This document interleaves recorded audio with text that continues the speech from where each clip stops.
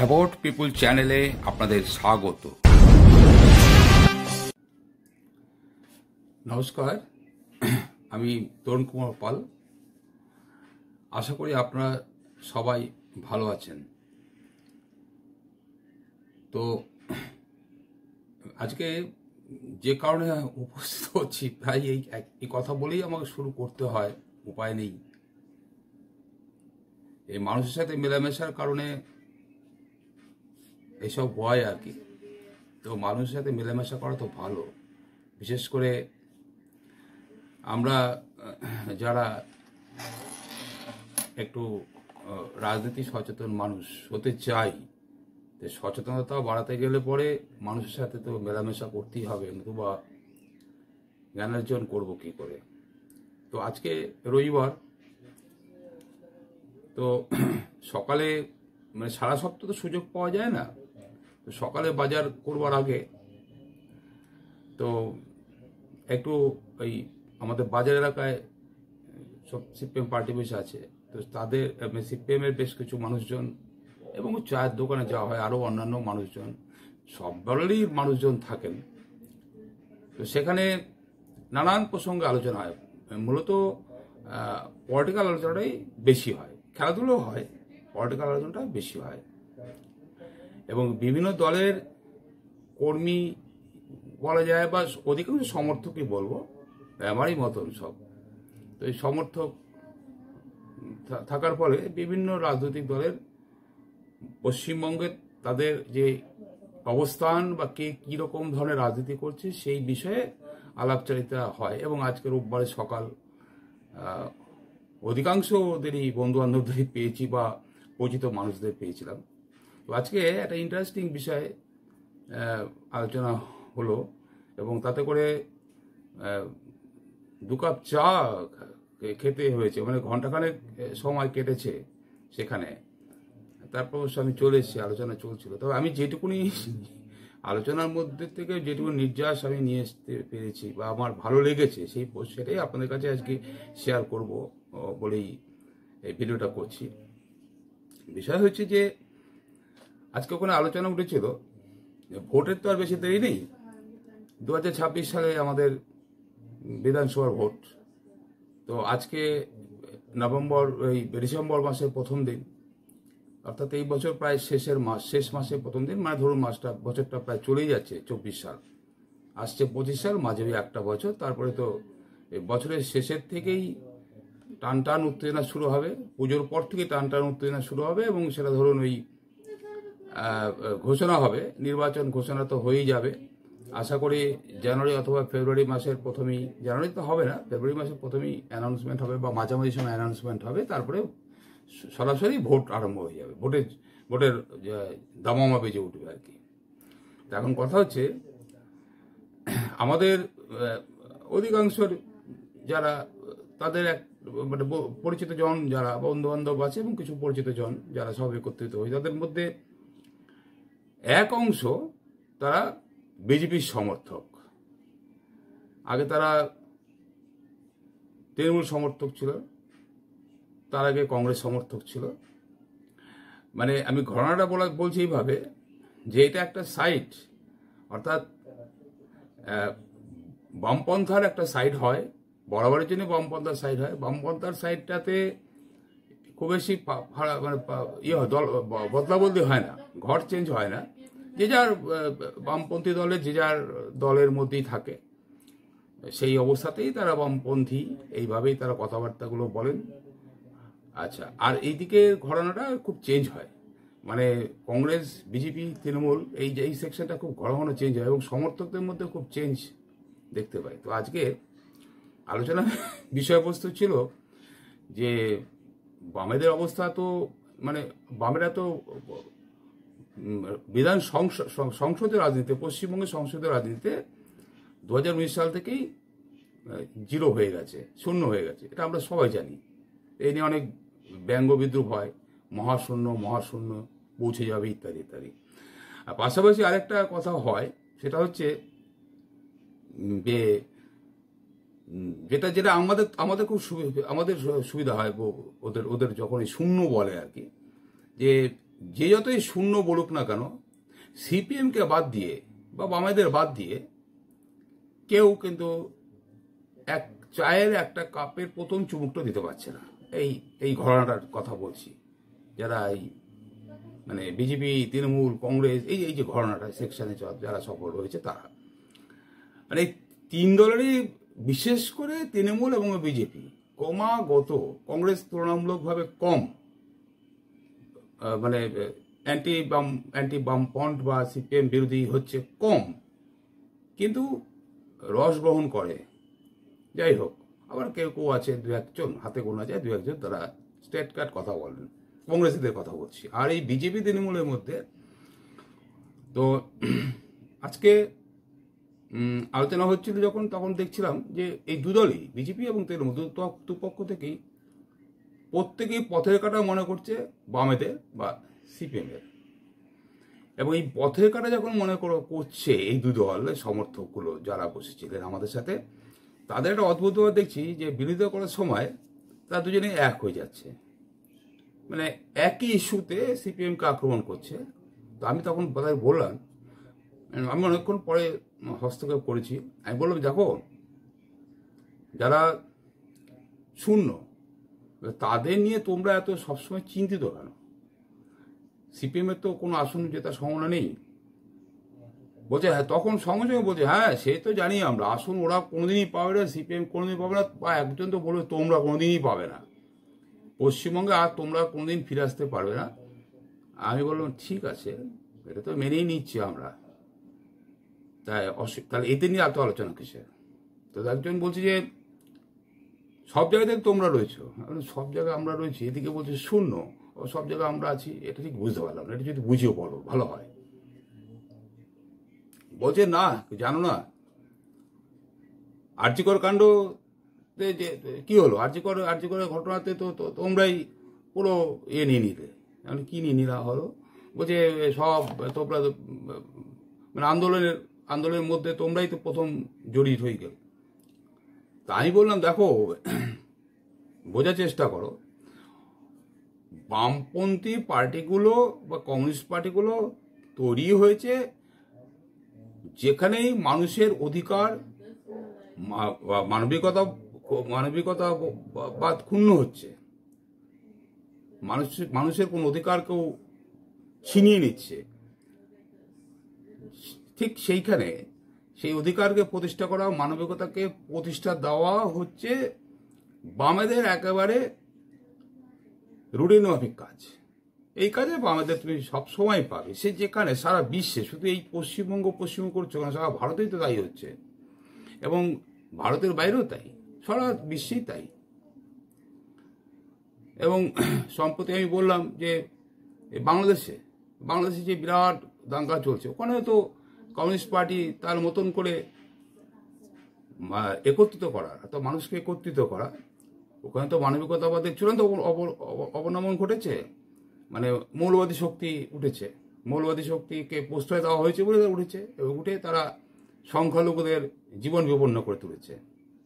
তো সেই জায়গাটায় দাঁড়িয়ে মানে ঠিক যে প্রতিবাদটা করলে সংখ্যালঘুরা নিরাপদ থাকে এবং সংখ্যাগুরুরা তাদের এই অপকর্ম করা থেকে দূরে সরতে পারে, সেই কাজটা কমিউনিস্ট পার্টি ঝুঁকির সাথেই করে চলেছে, এবং এটা সর্বত্র করে, এখানেও তাই, ওখানেও তাই হচ্ছে, এবং আমাদের এখানেও তাই হচ্ছে।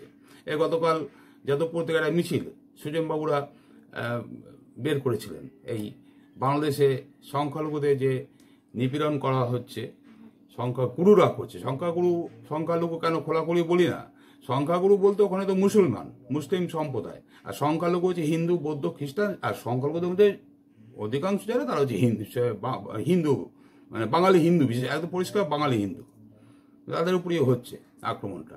তো এটা নিয়ে তো যাদবপুরে সুজনবাবুরা করেছেন, এখানে মিছিল করেছেন। তা সুজনবাবুদের সেই মিছিল আমি লক্ষ্য করেছি, ভিডিওটা পেয়েছিলাম, আমাকে বন্ধু হোয়াটসঅ্যাপে পাঠিয়েছে, তা দেখেছি। ঠিক যে ধরনের স্লোগানগুলো হওয়া উচিত, অর্থাৎ সাম্প্রদায়িকতাবাদ বন্ধ হোক, এটা বরাবরের লড়াই বামেদের, সেটাই হচ্ছে। তো তখন তাদের মধ্যে একজন বলছে হ্যাঁ সে তো ঠিকই আছে, তোমরা তো এই কাজগুলো করেই যাও, সারা বছর ধরেই চলে, এটা তৃণমূলের থেকে একজন বলছে, সারা বছর ধরে তোমরা এইসব কাজগুলো করে যাও। তো বিজেপির থেকে বলছে করে যায় কিন্তু ভোটটা পায় না। আমি বললাম দেখো, ভোটটা পায় না, সেটা কেন পায় না সেটা তোমরা দুই পক্ষই খুব ভালো করে জানো। তৃণমূলও ভালো করে জানে, বিজেপিও ভালো করে জানে আমরা কেন পাই না। এবার আমি বললাম একটা কথা বলি, এসব বলো তো, যখন সিপিএমকে আক্রমণ করা হয় তখন তোমরা দুজনে তোমরা দুটো দল খুব একত্রিত হয়ে যাও। আমি কিন্তু এর মধ্যে অন্য একটা রহস্য দেখতে পাই। বলে কি রহস্য? তা আমি বললাম আচ্ছা সত্যি করে বলো তো, তোমরা দুটো কি ডিফারেন্ট পার্টি, কোনো আলাদা পার্টি তোমরা? আমার তো মনে হয় তোমরা দুটো একই পার্টি, খালি শুধু শুধু ভাগাভাগি করে রেখেছে। বলে এইটা কেন বলছো? তো আমি বললাম এই যে দল বদলে তোমাদের এই যে তৃণমূল থেকে বিজেপি আর বিজেপি থেকে তৃণমূল, যেভাবে তোমরা যাতায়াত করো, মানে কোনো পর্দা টর্দারও বাড়িয়ে রাখো না। আজকাল এ ঘর ও ঘর করে যেন পর্দাটাও খুলে ফেলেছো। ইচ্ছা হলে এই ঘরে আসছো, মানে তৃণমূল বিজেপি থেকে তৃণমূল, তৃণমূল থেকে বিজেপি, এই করে যাচ্ছ। এমনকি ওই ব্যারাকপুরের যিনি আগে তৃণমূলের অর্জুন সিং, যিনি ব্যারাকপুরে সেই এমপি ছিলেন তৃণমূলের, তিনি তৃণমূল থেকে বিজেপি, বিজেপি থেকে আবার তৃণমূল, এবং এরকম তো বহু আছে। তো এখন কথা হচ্ছে যে তোমাদের দল বদলটা না বড্ড চোখে লাগে। মানে কিরকম চোখে লাগে, ধরো তোমরা এই ইলেকশনে কেউ দাঁড়ালো, তোমাদের কোনো দলের তরফ থেকে এই ইলেকশনে দাঁড়িয়ে জিতেছে, তোমাদের টিকিটে জিতেছে। পরে ইলেকশনে হয়তো কোনো কারণে তোমাদের দল তোমাকে টিকিট দিল না, বা যাই যে কোনো কারণেই হোক, কিছু একটা কারণ টিকিট দেয়নি, তুমি সঙ্গে সঙ্গে চলে যাবে ওই বিজেপি হলে তুমি তৃণমূলে চলে যাবে, তৃণমূল হলে বিজেপিতে চলে আসবে।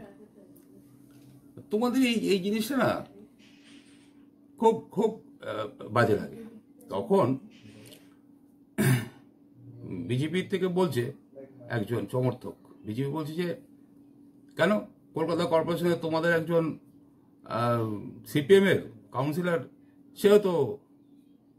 সে তো এসছে, মানে আমাদের দলে এসছে, বিজেপিতেই গেছেন, তৃণমূল, উনি এইভাবে বলবেন কারণ মনে হচ্ছে বিজেপিতেই গেছেন। তো আমি তাকে বললাম দেখো এই ব্যাপারটা কি জানো তো, সিপিএম থেকে যে যদি তোমাদের দলে যায়, বলছে একজন কাউন্সিলর গেছেন, তিনি বোধ হয় কলকাতা কর্পোরেশনের, তো আমার মনে হচ্ছে হ্যাঁ বিজেপিতে। কিন্তু কথা হচ্ছে কি যে আমি তখন বললাম দেখো, বিজেপিতে তোমাদের দলে সিপিএম কাউন্সিলে গেছে, এতে একটা তোমাদের প্লাস পয়েন্ট হলো। বা কি প্লাস পয়েন্ট? আমি প্লাস পয়েন্ট হলো এটাই, তোমরা আর যাই বলো, এটা তো নিশ্চয়ই মানো যে সিপিএম বা বামেরা কিন্তু খুব নীতিনিষ্ঠ দল, স্বীকার করো। মানে নিয়ম, মানে কোনো তাদের পলিসি বা তাদের কাজকর্মের মধ্যে স্বচ্ছতা আছে, এবং তাদের নির্দিষ্ট নীতি আছে, কর্মসূচি আছে, এবং নীতি কর্মসূচির সাথে একদম মিলন করেই তারা সংগঠনটা গড়ে তোলেন। যার জন্যই যারা এই বামেদের সমর্থক একবার হন, তারা এই জন্য ওই নীতির পথে থাকা, নীতির পথে ধরেই কর্মসূচি গ্রহণ করা এবং সংগঠন তৈরি করে বলেই হয়তো এই পথটাকে উত্তম পথ মনে করে, বেস্ট পথ আমার মতে। তার ফলে হয়তো তার সমর্থক সংখ্যাটা একই রকম থেকে যায়। বলে হ্যাঁ তাহলে তোমাদের কাউন্সিলরটা তো আমাদের এসে গেল। আর সেটাই তো বলছিলাম, সেটাই জন্য বলছি যে নীতির দলের থেকে একটা মানুষ তোমাদের কাছে গেল, এখন উনি গিয়ে এই নীতিবাগী মানুষ তো নীতির দল থেকে গেছেন, কাউন্সিলর গেছেন তো অনেক দিন হয়ে গেল।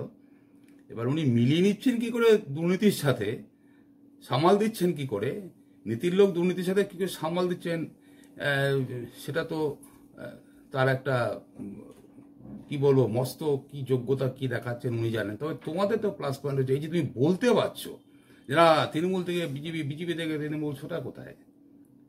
সিপিএম থেকে তো আসছে, তোমাদের কাছে গর্বের, জানো তো, তোমাদের কাছে এটা খুব গর্বের। সিপিএম থেকে কেউ যদি বিজেপি বা তৃণমূলে যায় তোমরা খুব গর্ব করো, মানে বামেদের থেকে যদি কেউ যায়, বুঝতে পেরেছ?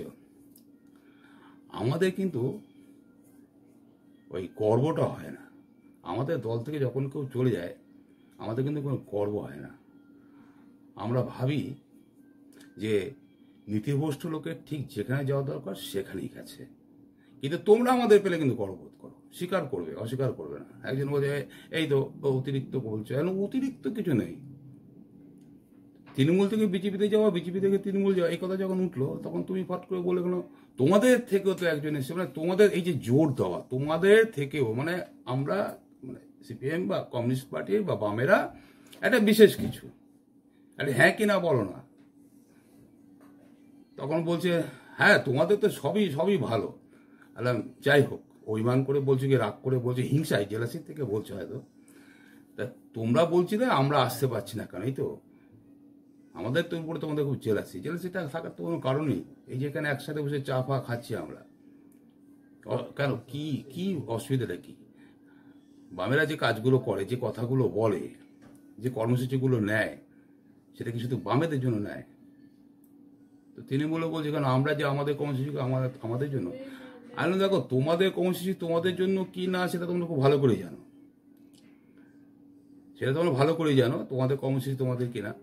কেননা তোমাদের অনেকেরই তো যা দেখা যাচ্ছে এই 13 বছরে একটা সামান্য কাউন্সিলরও তার যে প্রভাব প্রতিপত্তি করে নিয়েছে, তুমি তো ভাই সমর্থকে বসে আছো, তুমি তো তার কিছুই অংশ পাওনি। কিন্তু তুমি দেখো 34 বছর আচরণ করেছে সিপিএম, তুমি আমাদের এইখানে যে চাকা এখানে এখানে দেখাও। তুমি এই 34 বছর আচরণ করার ফলেও সিপিএম এর এমন কোনো ঘর বাড়ি আছে, কোনো লোকজন আছে, কোনো কোনো মানুষ আছে, এরকম নীতিহীন মানুষজন আছে একটাও দেখাতে পারবে? ক্ষমতাচ্যুত হয়েছে সেটা আলাদা কথা, সে পাশে, কিন্তু এরকম একটা লোক দেখাতে পারবে না। যদিও দেখাও তোমাদের সাথে কিছুতেই বনিবনা হবে না। আর যদি একটা দুটো পেয়েও যাও, আবার এও দেখবে সিপিএম এর কাউন্সিলর ছিল কিংবা সিপিএম এর কোনো পঞ্চায়েত প্রধান ছিল, তিনি সবজি বিক্রি করছেন এখন, এমনও দেখবে। তাদের এখনো বাড়ি ঘরের অবস্থা দেখবে, গ্রামের দিকে যাবো আমাদের এখানেও দেখবে একেবারে সাধারণ মানের। তো এই যে ব্যাপারটা, এটা তো অ্যাসেট তো আমাদের মানে বামেদের সাথে যারা থাকেন, বামেদের সমর্থক যারা হন, তার তো অ্যাসেট। এরপরেই বলছি যে হ্যাঁ তোমরা তো মানে ব্যাপারটা কি, যুক্তি যখন হারায় তখন যা হয়, তোমরা তো আসতে পারছো না তবুও ক্ষমতায়। আমি বললাম সেটা সম্পূর্ণ আলাদা কথা।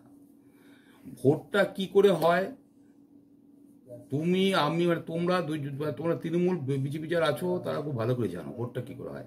তোমাদের প্রচুর টাকা, তোমাদের টাকার কোনো মা-বাপ নেই, হিসাব বহির্ভূত টাকা। তোমরা যাবে হেলিকপ্টারে চড়ে, তোমাদের তৃণমূলকে বললাম বা বিজেপি এদেরও বললাম, তোমাদের সমস্ত লোকেরা সব আসবে, বড় বড় মানুষ একদিনে 5টা 7টা সভা করবে, একটা এই প্রান্তে তো একটা ওই প্রান্তে, তোমাদের হেলিকপ্টার ছাড়া চলে না। তো আমাদের কিন্তু মানে আমি আমাদের করে বলছি, আসলে আলোচনা বন্ধু বান্ধব সেইভাবেই ছিল, সমর্থক তো আমরা সব, হ্যাঁ মেলামেশা বন্ধু বান্ধবের মতনই। এখন দেখো আমাদের তো সেটা নেই, আমাদের তো ওই টোটো করে যেতে হবে। এই শতরূপকে আমি দেখছিলাম, শতরূপ ঘোষ সিপিএম যুব নেতা ট্রেনে করে একটা জনসভায় যাচ্ছেন। আমি সূর্যকান্ত মিশ্র, ডক্টর সূর্যকান্ত মিশ্র, অনেক একই কথা বলছি, তিনিও ট্রেনে যাতায়াত করেন, আমি নিজে দেখেছি। আমি আরেকটা কথা বলছি, আমাদের বাইরের স্টেট ত্রিপুরার মুখ্যমন্ত্রী ছিলেন, এখন তো নেই, মানিক সরকার, সদ্য মানিক সরকার, আমি শ্রদ্ধা করি, খুব শ্রদ্ধা করি সদ্য মানিক সরকার। সেই ওনার মিসেসকে আমি দেখছি লোকাল ট্রেনে বসে যাচ্ছেন, রিক্সা করে, মানে স্কুল টিচার আর কি, স্কুলে যাচ্ছেন রিক্সা, ট্রেন থেকে নেমে হয়তো রিক্সা করে কি বাড়ি থেকে বেরিয়েছেন রিক্সা করে, তারপর ট্রেনে উঠছেন, মানে একদম ভাবা যায় না। তখন কিন্তু মানিক সরকার চিফ মিনিস্টার, আমি এই কথাও ওদের বললাম। তো এবারে কাজেই আমাদের মানে বামেদের তো টাকা পয়সা নেই, তোমরা যেভাবে যে পরিমাণ পয়সা খরচা করো, এর সাথে লড়তে গেলে পরে সমপরিমাণ টাকা দরকার। এত টাকা সিপিএম করতে পারে? একজন ফুট করে কংগ্রেস সমর্থক বলছে 34 বছর কি তোমরা কি একেবারে চুপচাপ ছিলে? আমি বললাম 34 বছর এই আর একটা কথা, তুমি ফুস করে ঢুকে গেলে, কংগ্রেস সমর্থক হয়ে ফুস করে ঢুকে গেলে। 34 বছরে তুমি তোমার এলাকা তুমি ও আমাদের একটু পাশে, অন্য এলাকায় পাশে এলাকা থাকে, তোমার এলাকায় আছে এরকম যে 34 বছর বিরাট কিছু মানে অনেক কিছু পয়সা করি করে ঘরে বসে আছে, ব্যাংক থেকে তুলছে খাচ্ছে, বিশাল 10টা 20টা গাড়ি আছে, অমুক তুম আছে নাকি কেউ? এইবার কেউ কিছু বলতে পারছে না। তো আমি বললাম দেখো বিষয়টা হচ্ছে এই যে দল বদলাবদলি হয় তোমাদের, মানে তৃণমূলে বিজেপি বলে তোমাদের যে দল বদলাবদলি হয়, মানে আচ্ছা এই প্রসঙ্গটা বলি, তখন এটা সমস্যা সমাধান হলো এই ব্যাপারটা যে ভোটের জেতা না ব্যাপারে, মানে এত পয়সা খরচা যেভাবে তোমরা করো, প্রচুর পয়সা তোমাদের, সেন্ট্রাল হাতে প্রচুর পয়সা, বিজেপি তোমাদের সরকার আছে, তোমরা ওখান থেকে টাকা পয়সা প্রচুর পাও, তোমাদের হেলিকপ্টার ছাড়া চলো না, এখানে এসে গাড়ি ছাড়া চলে না। তো এটা তো নেই, বামেদের কোথায়, আমাদের কোথায় বলো টাকা পয়সা, পাবলিক কাছ থেকে কালেকশন করে টাকা তোলে। আমাদের টাকা, বিশেষ করে আমি সিপিএম এর ক্ষেত্রে তো অবশ্যই বলবো, যেহেতু এদের সাথে আমার রিলেশনশিপটা বেশি।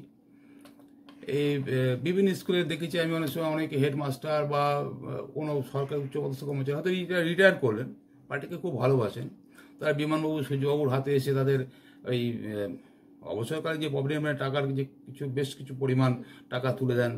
আমি এটা তো দেখেছি, এটা ভোটের সময় এই 2024 লোকসভা ভোটের সময় দেখি এক স্কুল হেডমাস্টার এসে, এটাও বলেছি ওদের, স্কুল হেডমাস্টার সায়নের হাতে 20,000 টাকা তুলে দিয়ে গেলেন, মানে তার রিটায়ারমেন্টের থেকেই টাকা 20,000 টাকা তুলে দিয়ে গেলেন, এবং বললেন যে দেখো তোমাদের তো নির্বাচন অনেক খরচা হবে, আমার এই টাকাটা রাখো।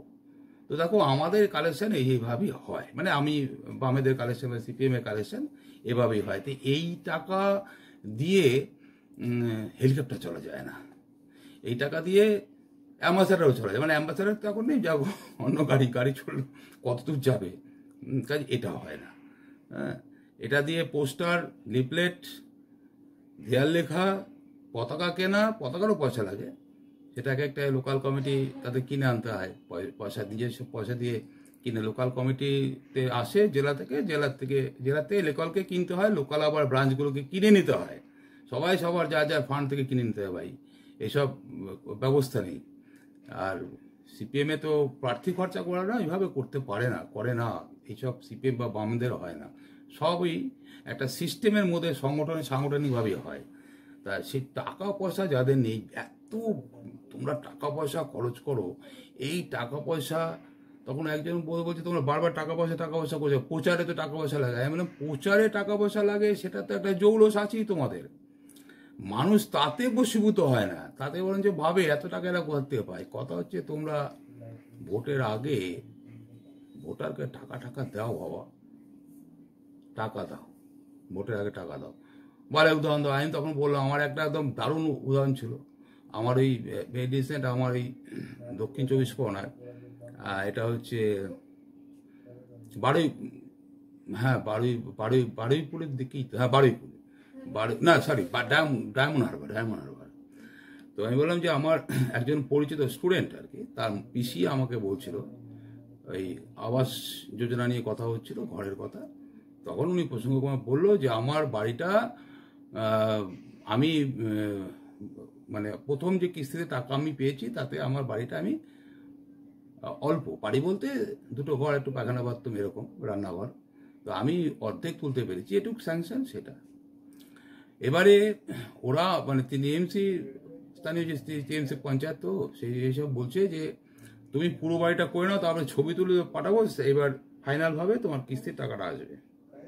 তা আমি বললাম আমার পক্ষে ওই টাকা কোথায়, আমি যে পুরোটা করে নেবো আমার আছে, মানে কমপ্লিট বাড়ি দেখাতে হবে। তাই আমি ওনাকে বললাম কেন কমপ্লিট বাড়ি দেখাতে হবে, কেন আপনাকে ইনকমপ্লিট বাড়ি করার পরে সেটা দেখানোর পরে যেটা আছে সেটা দেখাবেন ছবিতে করে বা যাই হোক করে, তারপরে তো কমপ্লিট বাড়ি টাকা আসবে। আপনি আগের যে কিস্তির টাকাটা ঠিক মতন খরচা করতে পেরেছেন কিনা সেই ছবিটাই তো সরকার চাইবে, তারপরে তো হবে।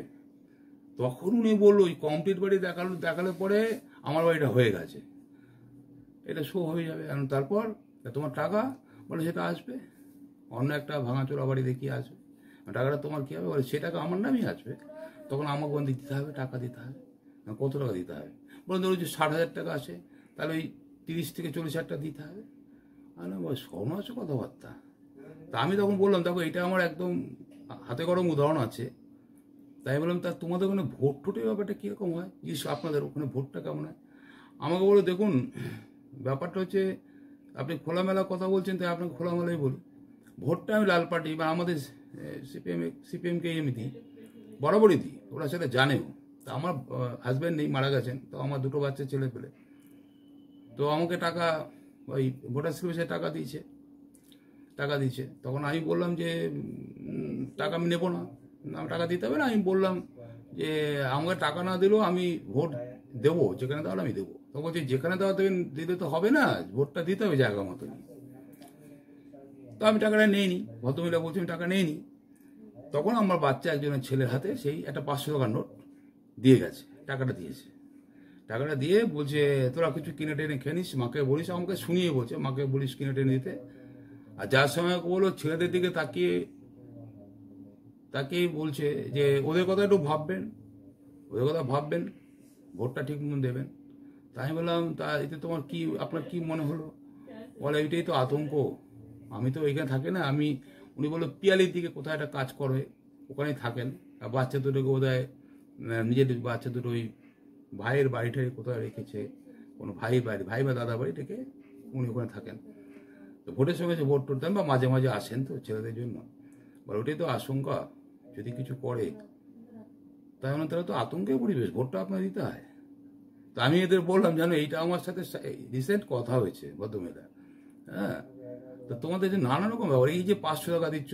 আচ্ছা আরেকটা কথা বললাম যে ওখানে ওনার মুখে শুনলাম যে ওই টাকা দেওয়ার ব্যাপারে তোমাদের ওখানে ব্যাপারটা আছে যে ওইখানে যদি ওখানকার মানুষ যদি টাকা না নিয়ে ঐক্যবদ্ধ হয়ে পড়ে, সেই জন্য অনৈক্য সৃষ্টি করে, যেমন টাকাটাও তোমরা নাকি ঠিক মতো দিচ্ছ না।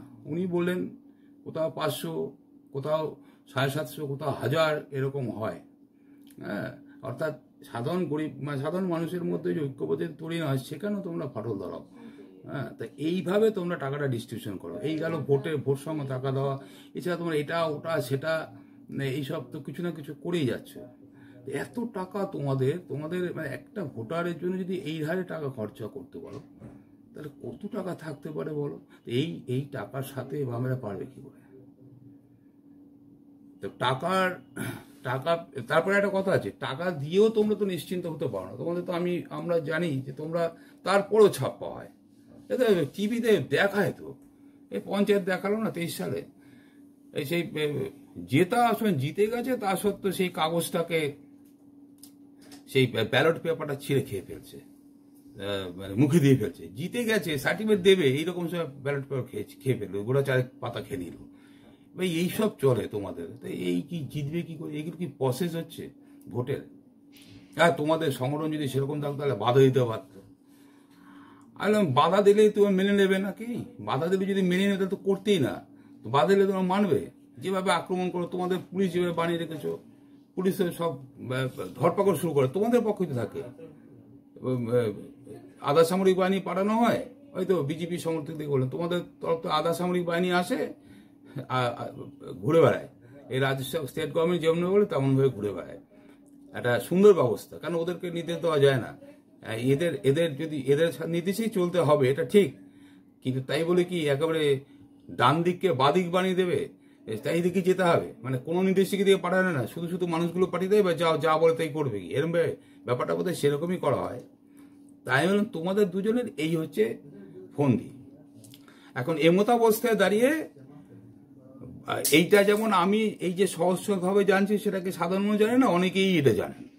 আর জানেন বলেই ওই বিজেপিকে বললাম, সমর্থক বললাম, তোমাদের তো একটা স্লোগান তুলেছিল না আগে রাম পরে বাম। তো এবারে কিন্তু আর সেটা হলো না। এবারে ঘটনাটা কি হলো, এবারে উপনির্বাচনে দেখা গেল কিন্তু মানুষ কিন্তু একটু বুঝতে পারছে, একটুখানি ভালোই বুঝতে পারছে। কি করে বুঝছে বলো তো? বুঝতে পারছে এই যে বিভিন্ন ঘটনাগুলো ঘটছে না পশ্চিমবঙ্গে, একটা পর একটা ঘটনাগুলো ঘটছে। এই যে এই ধর নারদা সারদার থেকে আরম্ভ করে এই লাস্ট আরজিকর কাণ্ডে এই নিহত চিকিৎসক কন্যার মৃত্যু হলো, তার মৃত্যুর জন্য যারা দায়ী ইত্যাদি ইত্যাদি, এদেরকে ধরা এবং সিবিআইয়ের আন্ডারে, ইডির আন্ডারে এদের সমস্ত গ্রেপ্তার করতে হচ্ছে, কোর্টের মারফতই হচ্ছে। তো এবারে তাদেরকে ধরা, সময় মতো চার্জশিট তৈরি করা, চার্জশিট তৈরি করে সুপ্রিম কোর্টে দেওয়া, সুপ্রিম কোর্টে ফ্রেম তৈরি করে নিম্ন আদালতে পাঠাবে, তো সেখান থেকে বিচার হবে। এ তো কিছুই হচ্ছে না, একটার পর একটা ঘটনা ঘটেই চলেছে। মানে সেই নারদা থেকে আরম্ভ হয়েছে এই শেষ আরজিকর পর্যন্ত। আমরা শুধু ওই কি এক একটা যেন সেই নিউজ চ্যানেলগুলোতে একটা ঘটনা আসে, আর খবরের কাগজে একটা ঘটনা লেখা হয়, আমরা সব উৎসুকভাবে দেখি, এই বুঝি ধরা বললো, এই বুঝি ধরে বললো, মাথা ধরলো, একটা জায়গায় ম্যাক্সিমাম গলা পর্যন্ত হাত যায়, কান পর্যন্ত কোনো কোনো সময় গেছে, তারপরে আর কিছু হয় না, কানটা টানেও না, কান টানলে তো মাথা চলে আসে, কান ওঠায় না, গলা বন্ধ, হাত উঠে বন্ধ হয়ে যাচ্ছে। এবং এই জিনিসটা কিন্তু রাজ্যের মানুষ যথেষ্ট এবার বুঝেছে, যার জন্য কিন্তু তোমরা মাদারিহাটের সিটটা তোমরা কিন্তু এবার পাওনি। মানুষ কিন্তু এই চালাকিগুলো বুঝতে পারছে। আর এই যে সেটা হচ্ছিল যে দল বদল করে তোমরা এঘর করছো, পর্দা প্রায় রাখোই নি এখন, দরজার মাঝখানে দুটো দলের দুটো ঘরের মাঝখানে যে পর্দা দিয়ে একটা আব্রু রাখা হয় সেটাও রাখো।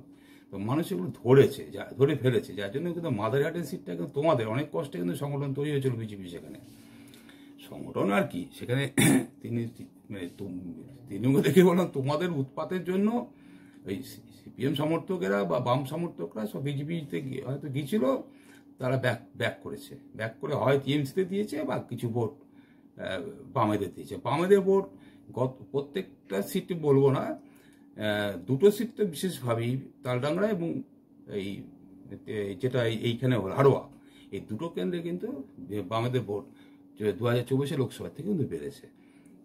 কাজেই এখন তখন বলছে আলিকে তোমরা জিতছো, আমি বললাম এই কথাটা তো খুব খারাপ কথা। এইটা যতক্ষণ পর্যন্ত না মানুষ সাহস করে এগিয়ে এসে বুঝতে পারবে যে বামেরা আসলে ভালো, তাদেরই ভালো হয়, বামেরা থাকায় তাদের ভালো হয়েছিল, এটা তারা প্রথমে বুঝতে হবে। যদি না বুঝে তাদের বুঝে নিতে হবে। আর তারপরে হচ্ছে বামেরা আসলে তাদের ভালো, বামেরা না থাকায় তাদের খারাপ হচ্ছে, বামেদের কোনো খারাপ হচ্ছে না। কারণ বামেদের যে খারাপ হচ্ছে না তার প্রমাণ তো তোমরাই বলো, যে ব্রিগেড ভরিয়ে দেয় মিছিলে, রাস্তাঘাটে প্রচুর সিপিএম, চারিদিকে বাম, ভোটে কোনো আসন পায় না। অতএব সিপিএম এর দিকটা ঠিক আছে, বামেদের দিকটা ঠিক আছে, বামেরা লড়াই আন্দোলনের মানুষ পথে ঘাটে প্রচুর গ্যাদারিং করে দিচ্ছে, সংসদীয় নির্বাচনে বা ভোট ঠোঁটে এইসব জায়গায় ভোট পাচ্ছে না, মানুষ দিচ্ছে না। তো কাজেই সিপিএম বামেদের কোনো অসুবিধা হচ্ছে না। রাজ্যের মানুষকে ভাবতে হবে সিপিএম থাকায় আমাদের কি সুবিধা ছিল, সিপিএম না থাকায় আমাদের কি অসুবিধা হচ্ছে। এইটা যখন মানুষ পুরোপুরি বুঝবে, সেদিন তোমাদের এই যে দলবদল করেও মানে আলাদা হয়ে থাকা, একটা ভাব দেখানো, এটা আর চলবে না। তো আমি বললাম দেখো, দলবদল তো আমরা এর আগেও দেখেছি, সেটা অভ্যস্ত আমরা, এখন একটু কম হয়। আগে তো ছোটবেলায় যখন আমরা ছোট ছিলাম, ইয়াং ছিলাম বেশি, তখন তো আমরা খুব দেখতাম ইস্টবেঙ্গল মোহনবাগান ফুটবল টিমে দলবদল হয়। এবং সেই দলবদলের সময় সত্যি কথা বলতে কি জানো তো, আমরা যারা ইস্টবেঙ্গল বা মোহনবাগান যারা সাপোর্টার, আমরা অপেক্ষা করে থাকতাম ইস্টবেঙ্গল ওই প্লেয়ারটাকে যদি, মানে মোহনবাগানের তত্ত্বে ভাবা হতো, ইস্টবেঙ্গল ওই প্লেয়ারটাকে যদি এবার আনতে পারে, স্ট্রাইকারটাকে যদি এবার ইস্টবেঙ্গল নিতে পারে, দারুণ হয়। বা এদিক থেকে যদি এদিকে কোনো গোলকিপার যদি ঢুকে যেতে পারে, বা এদিকে লেফট ব্যাকে যে ছিল তাকে যদি নিতে পারে, মানে আমাদের আমরা আনন্দ পেতাম যে ইস্টবেঙ্গলের কোনো ভালো প্লেয়ার মোহনবাগানে যান, মোহনবাগানে কোনো ভালো প্লেয়ার এতে আসুক। আমরা এই দল বদলের ব্যাপারটাকে মানে আনন্দের সাথে নিতাম, মানে এটা হলে আমার টিমটা শক্তিশালী হবে, মানে মোহনবাগান শক্তিশালী হবে কি ইস্টবেঙ্গল শক্তিশালী হবে।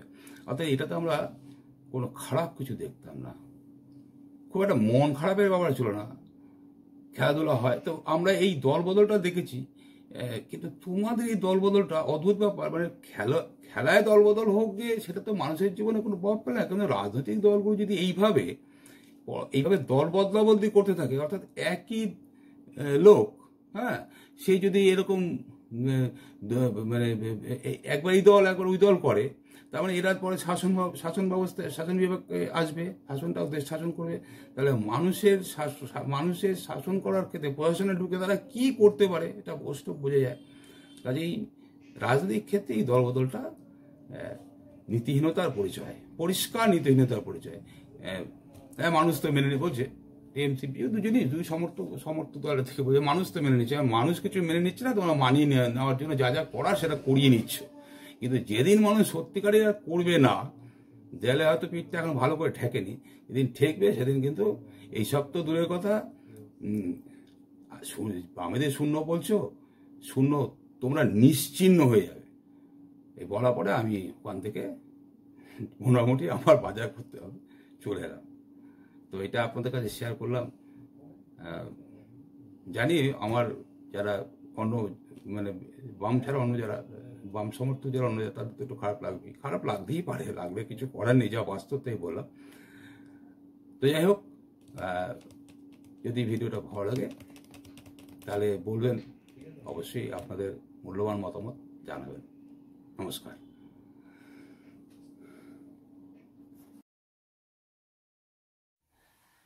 পোস্টটি ভালো লাগলে লাইক কমেন্টস করবেন আর সাবস্ক্রাইব করে আমাকে এগিয়ে চলতে উৎসাহিত করবেন প্লিজ।